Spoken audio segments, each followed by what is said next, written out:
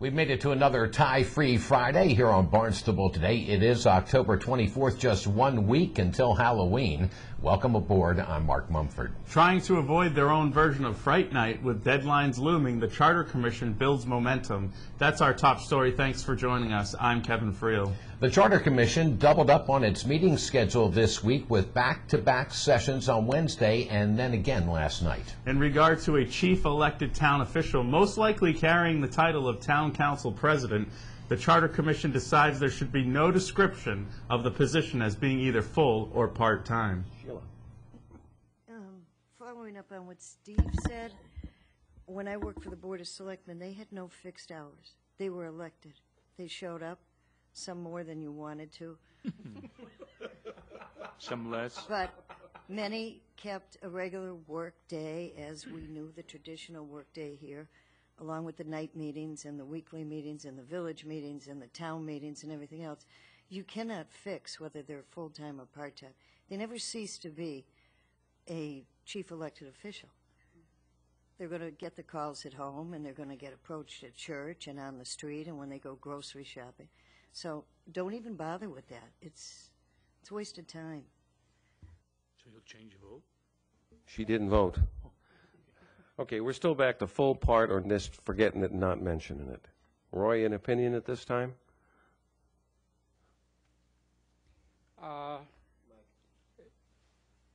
I think my opinion is sort of based on a couple of things. That one of them we'll refer to saying that you know, we didn't know a lot of things when the last charter change took place. Well, we knew some things, and they knew enough to do what they did. And the thing is, we've had a whole number of years of experience, so we can sort of predict certain things. And we had a more, you know, it was, I think, more democratic and more people involved and that sort of thing. So I think we can rely on our experience to affect our judgment. And there was one other point that I wanted to make as far as, I think I would prefer, if I had to vote, was being made to vote, I would say I would not mention the hours at all. I'm going to take that as a none. No mention. John? I guess I'd lean towards no mention rather than full-time, hearing some of the arguments. But one thing I wanted to bring up is if you're going to pay him double the current councilor salary, you're not going to get anybody full-time anyways. Should I put you down as no mention then? Sheila? I thought I already said No mention. Bob? Being we're on a roll, let's just see if we can get the thing passed with no mention. The Coastal Resources Committee welcomed a special guest to their meeting this week, billed as one of the town's foremost authorities on clean water. Dale Sod, now a senior project manager in the DPW, had plenty to tell the committee. Okay, I figure I should do a little bit of an introduction so that you know what projects I deal with. And then I'll open it up for all the questions that you might have. I know Tom has been giving me a lot of questions. I'm Dale Sod, and a lot of you have known me over the years of working with Barnstable Public Health.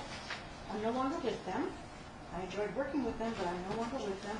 I'm now with DPW here in the town of Barnstable, and I'm a senior project manager. I deal with water and sewer. And under that same hat, I also deal with a comprehensive water management program. Now, that's something that a lot of you might have heard in the news lately, and it's usually called Comprehensive Wastewater Management Program, but we like the water better because basically we're not dealing with just wastewater, we're dealing with drinking water, groundwater, ponds, lakes, streams, and embayments, everything from fresh water to brackish water to salt water. We deal with it. Under those programs, there's other little small, well, we'll say smaller programs, although they're very large programs. We are dealing with the nutrient management program. Some of you might have actually been involved. I know a few people at the table have been involved with that program, in which we actually have gone out and have been sampling our embayments for a number of years. doing a variety of water quality parameters. We also have gone out and done bathymetric and hydraulic work in our embayments. We've had tidal gauges out there. We've had reports, usually there's 2 reports generated on the nutrient management program. One from the Massachusetts Estuarine Program itself, out of University of Massachusetts, Dartmouth, and another report that comes out, which is our TMDL report, which comes out from DEP. TMDL is the total maximum daily load that we're allowed to discharge into a body of water. Say that again, please. TMDL. TMDL. Thank you. And that's the maximum load that we are allowed to put in of a pollutant into a body of water without causing it too great of harm, you might say. And it still passes a lot of our water quality issues. I actually have a little booklet I'd love to hand out and have everybody take one or 2. Should have more than enough. That'll actually give you a little highlight of the program itself. And this is all related back into our comprehensive wastewater and comprehensive water management program. There's actually a lot of things that go in there. I know that Tom had been asking information about outfalls, pipes going into the embayments. That's actually another section that the town is involved with, which is the NEPSD permit, which is a National Pollution Discharge Permit. And we're considered what we call a Phase 2 community on that. Phase 1 being the big gigantic cities like Boston, Chicago, Philadelphia, a little bit smaller than that. And in that, each year, we have to go through a rating system and fulfill certain requirements.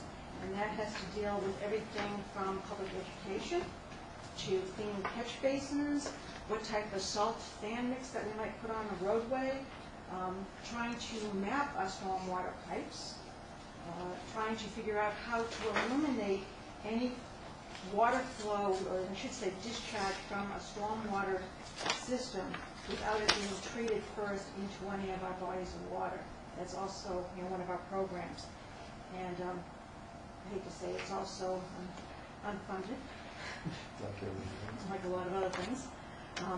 We also have a program that has been funded off and on, and that's the coastal mitigation, or I should say coastal discharge mitigation program, where we actually focus funding from the town to different spots in the embayments to eliminate or remove part of a flow of the discharge going into an endangered body of water. Our highlighted areas have been beaches and shellfish bed areas. Those are the, By the way, Dale Side is the point person for a special presentation coming up at the Town Hall hearing room on Wednesday afternoon. It will focus on the Massachusetts Estuary Program on the Lewis Bay watershed. It will run from 4 until 7:30 for both Barnstable and Yarmouth residents. Meanwhile, the watershed may be gaining some fresh water this weekend if Mother Nature has her way. In weather, tonight partly cloudy and down into the mid-30s. Tomorrow, increasing clouds with the chance of afternoon showers with winds picking up out of the south at about 10 to 20 and highs in the lower 60s.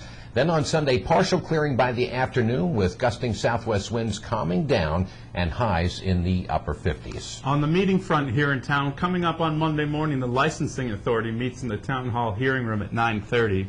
At 10, it's the Council on Aging at the Senior Center. And then at 7 o'clock Monday evening, it's the Planning Board in the Town Hall hearing room.